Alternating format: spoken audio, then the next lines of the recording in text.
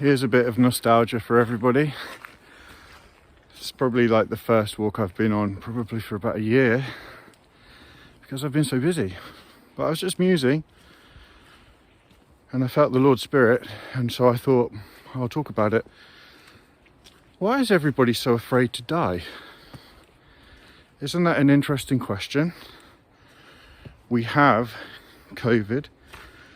We're in the midst of a pandemic, supposedly. Hello, all right. And there are massive precautions going on. To my mind, not understandably, not anymore.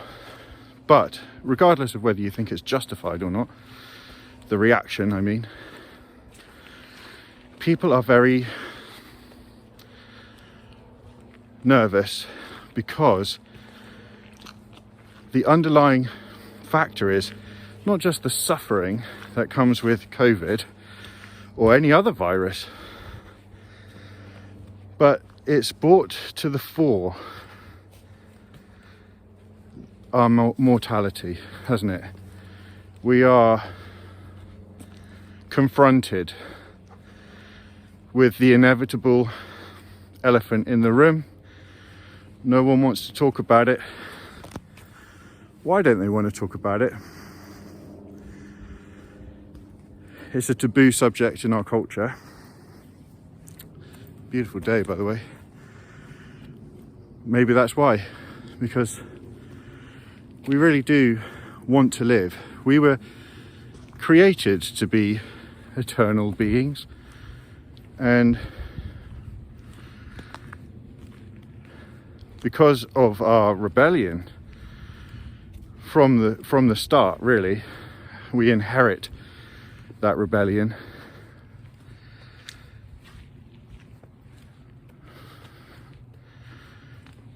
We are forced to go through something that we don't want to do.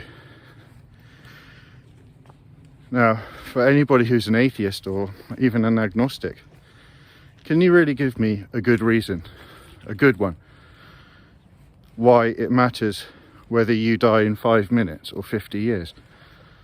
What does it matter from your perspective? But from my perspective as a Christian, let me tell you why. You don't want to die because you have to face the music. You have to, even if you don't understand it now, you instinctively know that there is an ultimate, let's call it judgment, that has to take place, which is the loss of your body and potentially everything else.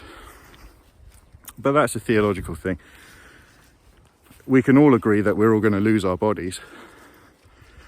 For the materialist, that ends in nothingness, that ends in mindless, unconscious oblivion or something. I don't even know.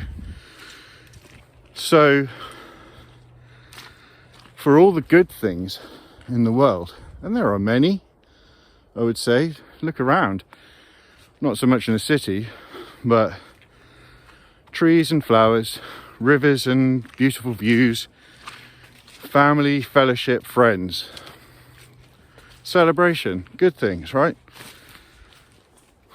Whether you like it or not, it's all going to go. It's just, however much bravado you think you have about death, laugh in the face of death. Really? Okay, take your mask off and get busy with making every second of your life count.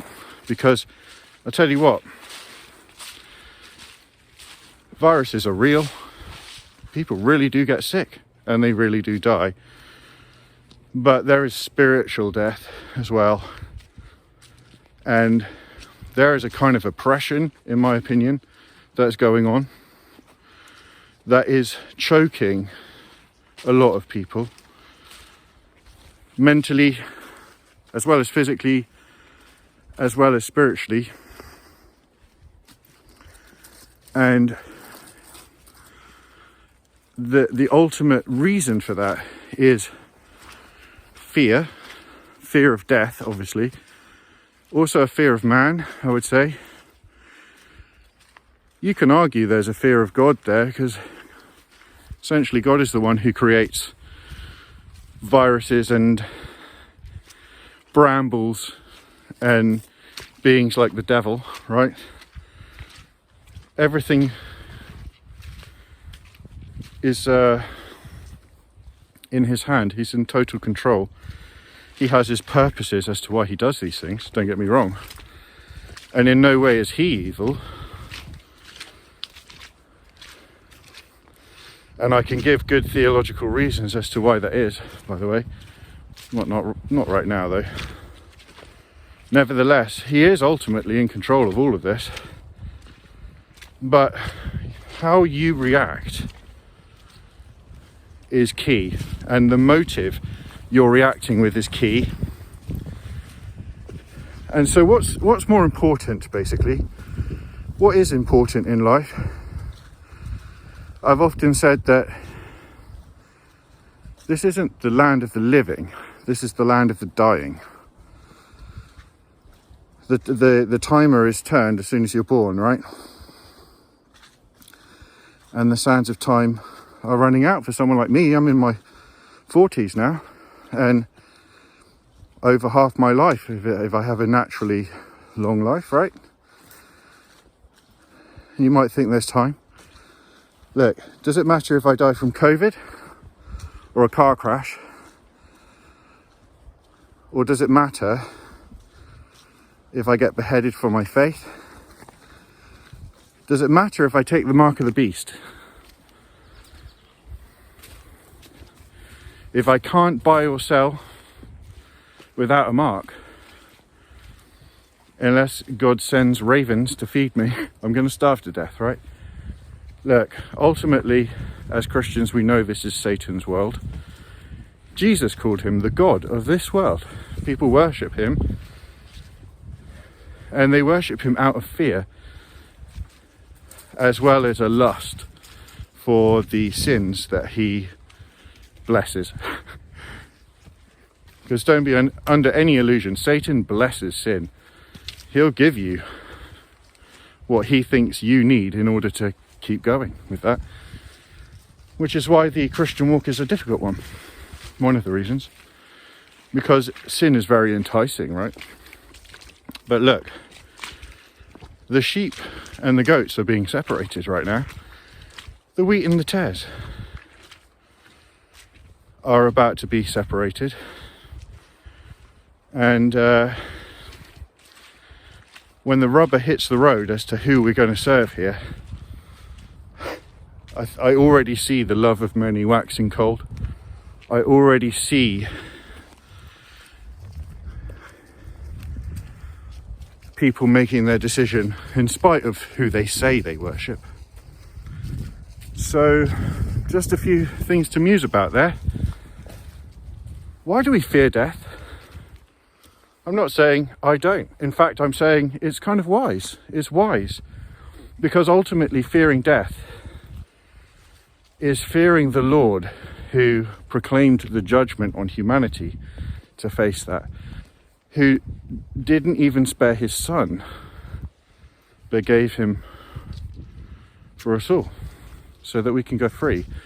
Death is actually a mercy, and it often amazes me that in spite of all the good things here, Christians do not look forward to getting out of here.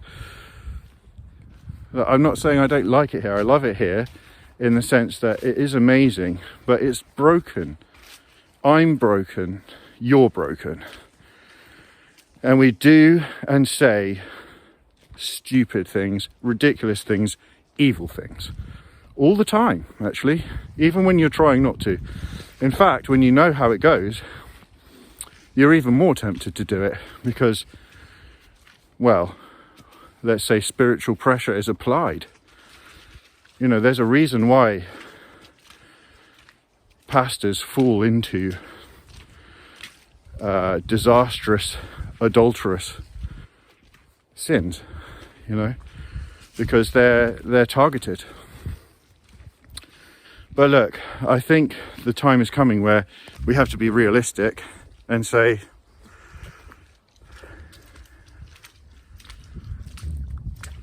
why do we fear death?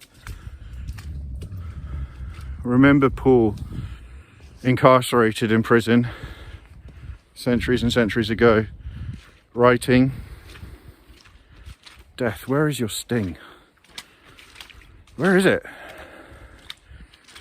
Our present troubles, they're worthless in the face of the glory we're going to go into." Yes, you love people. Yes, you are in charge of your children. And as long as God gives us breath, we need to,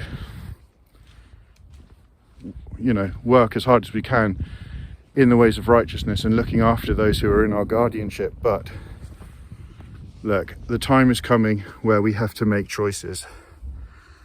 And those choices are going to be literally life or death, and not just physical.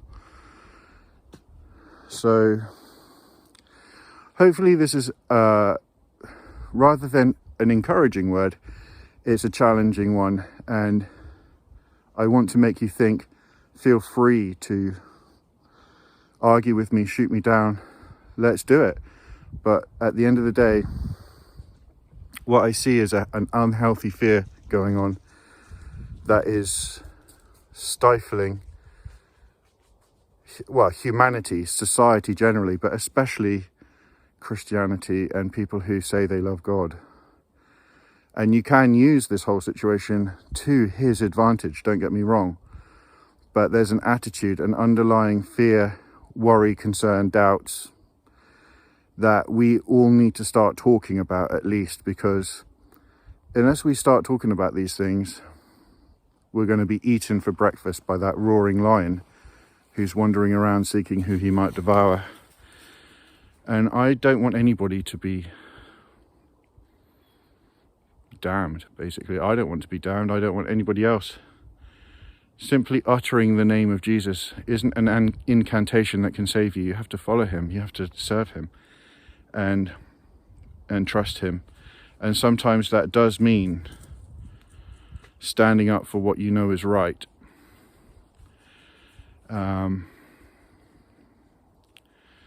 Look, it's all very well to take precautions, but the time is coming where we are going to have to make a stand against evil men and women who are taking huge advantage of this situation for evil.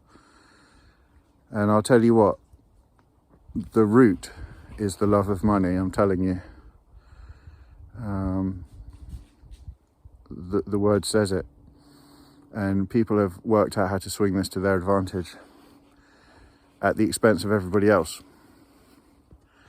So we need to proceed with wisdom, basically. Anyway, my challenge is, why do we fear death? Let's talk about it.